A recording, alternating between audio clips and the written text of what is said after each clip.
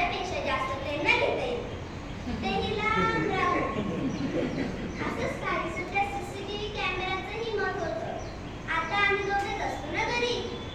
तो मला पाहतो, मी त्याला पाहतो. म्हणजे एकाच जागेवर असतो. मीच मात्र घरभर हिंडते. मी काय करते, कधी येते, कधी जाते, माझ्यावर सगळं लक्ष ठेवून असतो. आणि तशाच तशी उत्तम बातमी बाबांपर्यंत पोहोचवते. त्यामुळे त्याचं आणि माझं खूप कडाक्याचं भांडण झालं.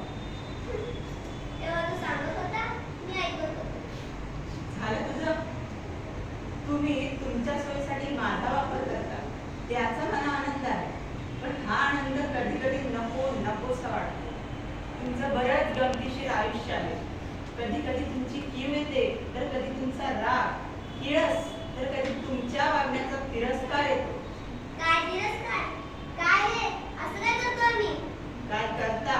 जर मला हात असते तर आधी माणसात येणारा दमाचं मस्तक छाटलं असतं.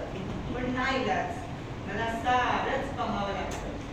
चांगलं, वाईट, गमतीशीर, विनोदी, तर विकृत. विकृत? हो, विकृतच. नको ती कृत्य तुमची मला पाहायला लागतात. अरे आम्ही तुझी निर्मिती त्याचसाठी केली. जे आम्ही पाहू शकत नाही ते तुला पाहावं लागतं. हो, इच्छा नसताना ते मी पाहतो आणि तुम्हाला दाखवतो. काही दृश्य तर मला भयभीत करून सोडतात. करून घ्यावे असंही वाटतं. काय रे, असं काय पाहतोस तू? आणि काय पाहिलंस?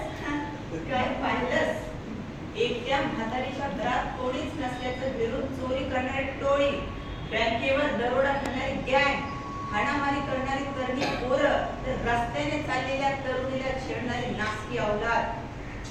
तेव्हा मात्र माझं सगळं वारी तोडून तुटून पडावं असं वाटतं. पण तुम्ही मानवाने फक्त बघण्याचं सोडून दिलंय.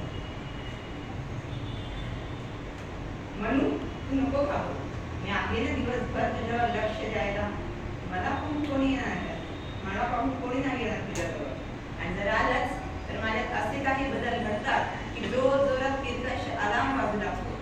म्हणजे आता मला बोलता येतं आणि मी लोकांना आधीपेक्षा जास्त सुरक्षित ठेवतो. पण तुझ्याच मदतीने जेव्हा आमच्यातली पहिली माणसं त्या नरधमाच्या मुसक्या आवडतात ना, तेव्हा मात्र तुझा आम्हाला गर्व वाटतो. काही का असेना तू आमच्या मदतीला धावून तरी येतो. पण खरी मजा कधी येते ठाऊक काय का तुला?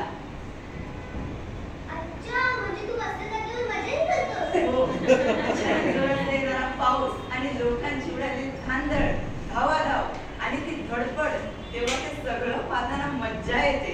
हो रे, खूप मजा येते. तुम्हाला माझी गरजच लागू नये असं का नाही वागत तुम्ही? माझा वापर करून तुम्ही मलाच त्रास देता. पूर्वी होता का कुणाच्या घरी सीसीटीव्ही? नाही ना? पूर्वी पूर्ण कुटुंब एकत्र होतं रे, तेव्हा नाही लागायची तुमची गरज. आता तसं नाही राहिलं. देवा, परमेश्वरा, या मानवाला प्रगत कर. पण प्रगतीकडे जात असताना नाती जप असा नियम झाला.